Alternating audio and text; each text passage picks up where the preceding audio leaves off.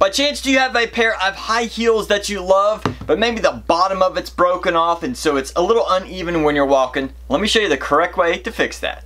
This is a kit I purchased off of Amazon. It has a big selection of different sizes, so make sure that it fits the appropriate size of heel that you have. And if by chance you have multiple heels that are broken, you should be able to fix it with this.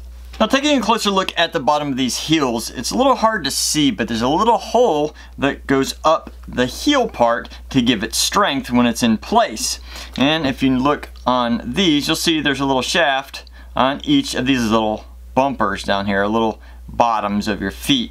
Now, of course, you need to measure a few different times and figure out which size here will be the most appropriate size for your heel. These can sometimes be a little hard to grab.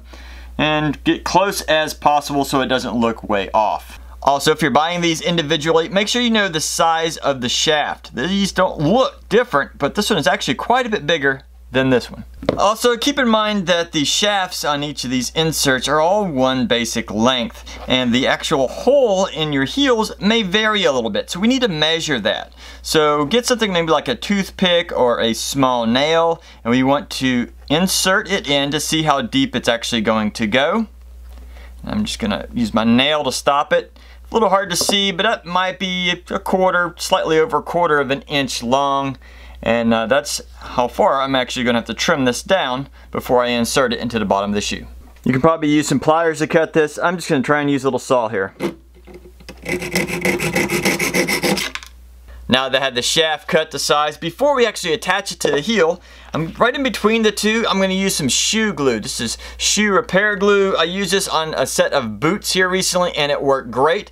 This will allow this little bumper piece and the heel to stay nice and tight and not fall apart. And then we just want to insert the shaft into the hole.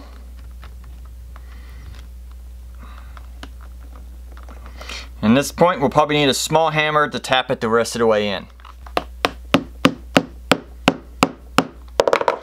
Once you have it in, we need to adjust it and make sure that it is even as possible with the shaft. And of course, let the bottom of your heels dry for about 24 hours and then feel free to use them. Now, if by chance you're interested in the shoe repair kit or the glue I use, I'll put a link to both of those in the description, so make sure you check them out.